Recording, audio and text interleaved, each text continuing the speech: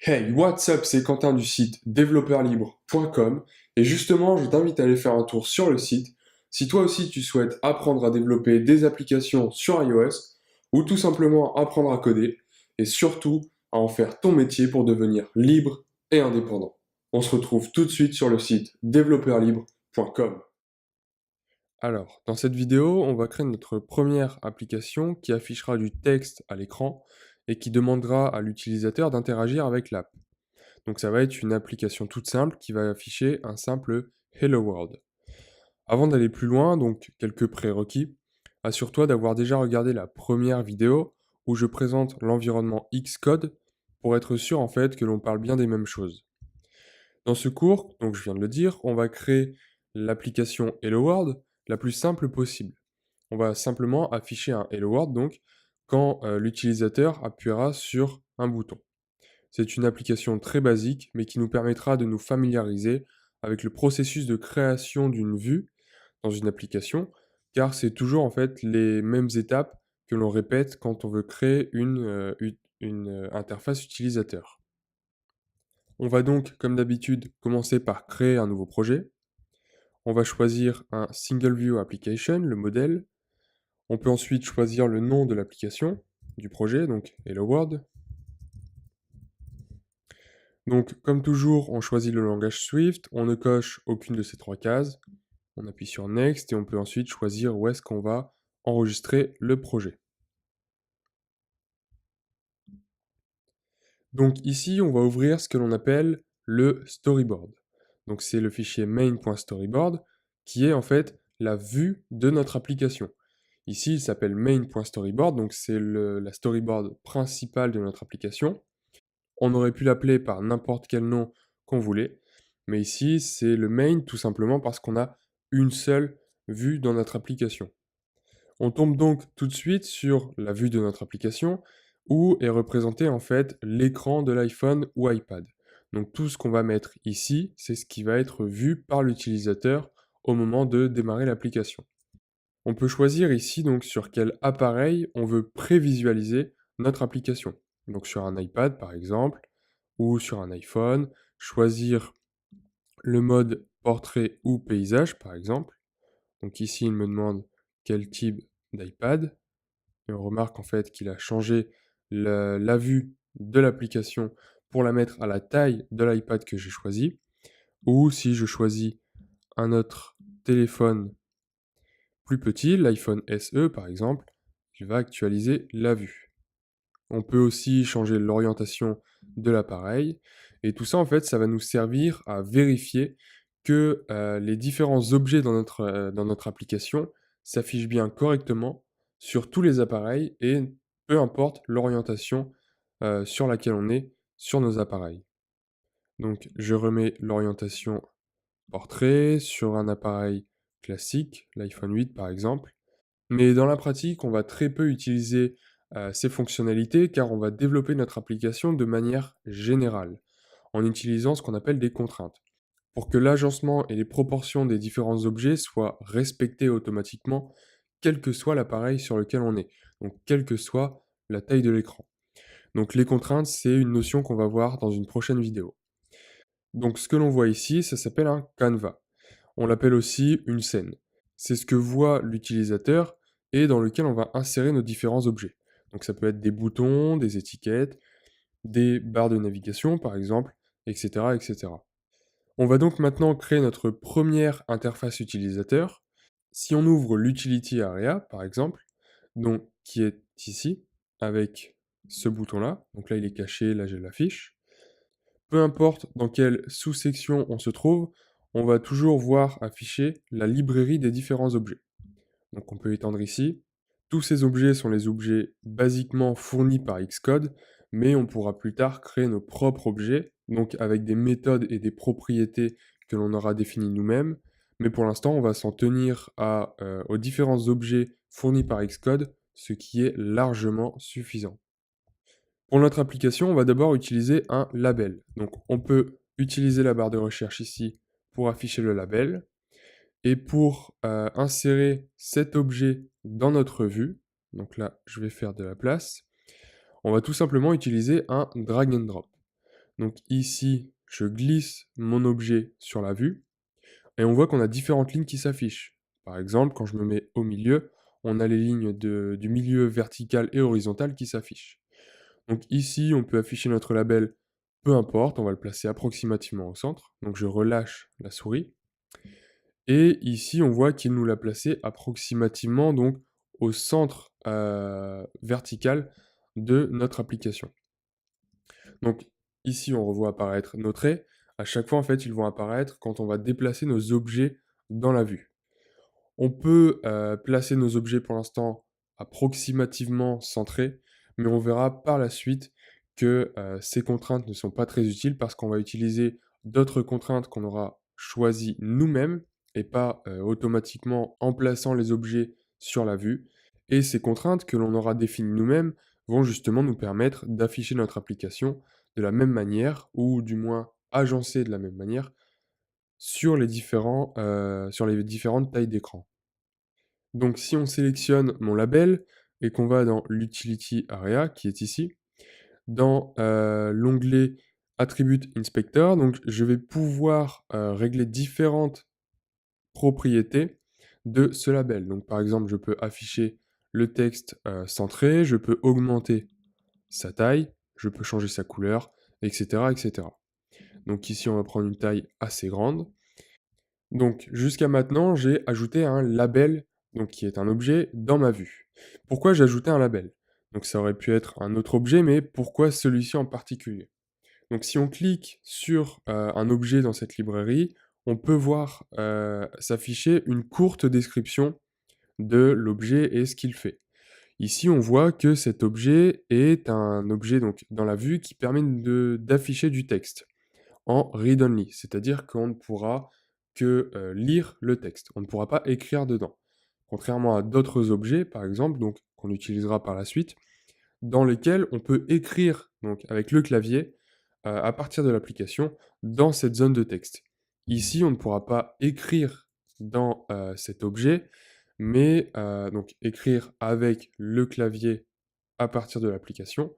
Mais bien sûr, on pourra changer ce qui est affiché dedans en double-cliquant par exemple. Donc ici, je peux changer le texte affiché, mais on pourra bien sûr également changer ce texte à l'aide d'un bouton par exemple, et en reliant ce bouton et en disant quand j'appuie sur ce bouton, tu vas effectuer telle action, tu vas changer telle propriété sur ce label.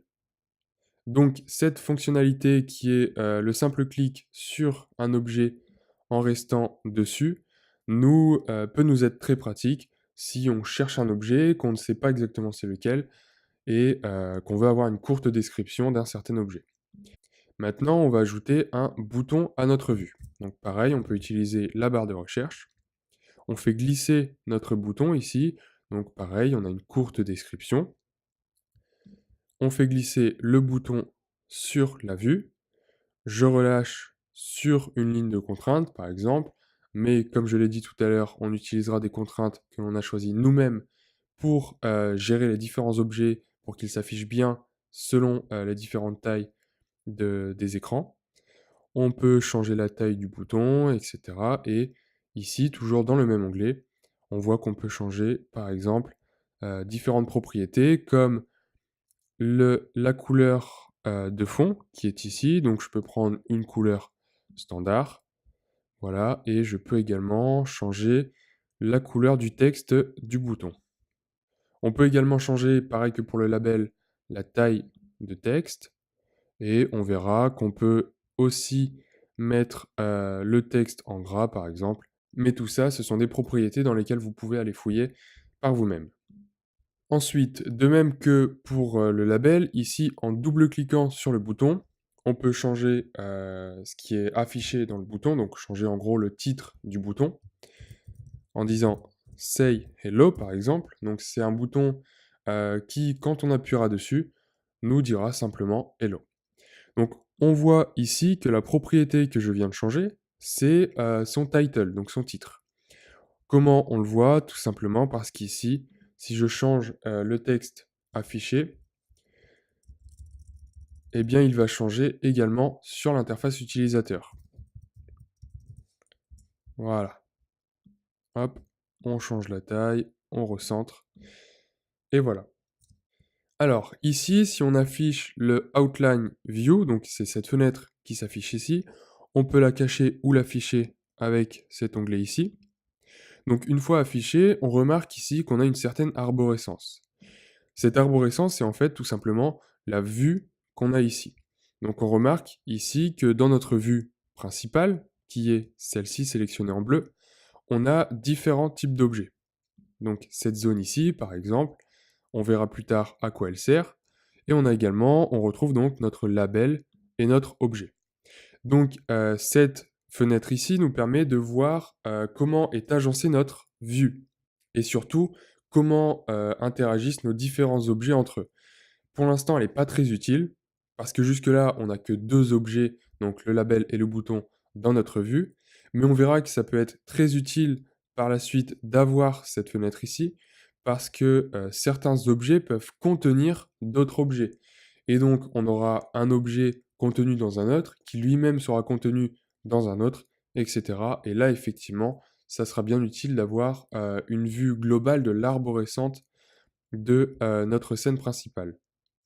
Une autre petite astuce qui peut être bien utile, c'est la prévisualisation de notre application, donc sans lancer le simulateur. Parce qu'en lançant le simulateur, on va lancer toutes les fonctions donc, qui vont être appelées, par exemple, quand on va appuyer sur un bouton. Et là, effectivement, ça va prendre un peu plus de temps à charger. Donc, cette astuce, c'est de cliquer sur l'Assistant Editor. Donc, je fais un peu de ménage dans mon application.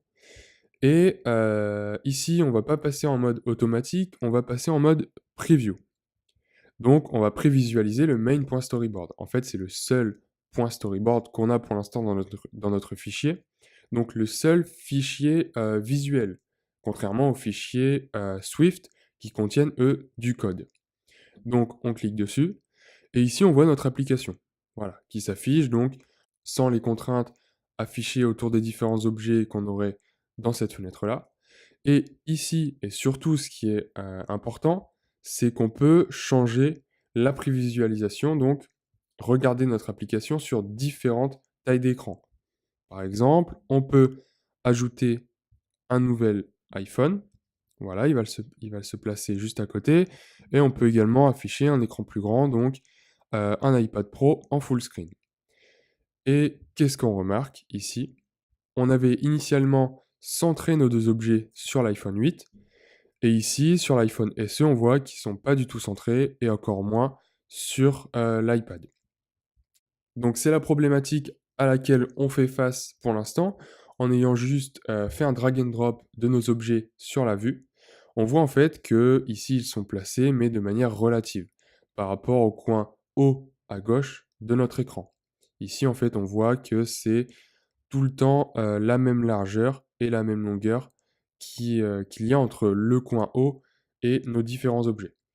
Donc dans une prochaine vidéo, on va justement utiliser les contraintes qui vont nous permettre de dire prends cet objet, mets-le au centre de l'écran, ensuite tu prends le bouton, tu le mets à telle position par rapport à tel objet, etc. etc. Et on verra par exemple que si on prend différentes tailles d'écran et si on prend un autre écran en taille paysage, par exemple, les différents objets s'afficheront toujours au centre, si on veut qu'ils s'affichent toujours au centre, ou à certains endroits de l'écran, mais tout ça de manière indépendante de la taille de l'écran sur laquelle on se trouve. Mais pour l'instant, si on simule l'application, donc sur un appareil, donc de préférence de taille, de même taille que l'appareil sur lequel on a créé notre interface utilisateur, parce que sinon on verra que nos objets seront décalés. Donc ici l'iPhone 8 par exemple. Si on simule cette application, on voit donc nos deux objets qui s'affichent à l'écran et on voit par exemple que le bouton, on peut presser dessus, mais pour l'instant, pas grand-chose ne se passe. On verra donc dans la prochaine vidéo comment écrire les différentes lignes de code qui nous permettent en fait de relier les différents objets qu'on a ici au code qu'on va écrire et pouvoir, par exemple, changer ce qui est affiché, donc le texte affiché dans le label, en appuyant sur le bouton par exemple.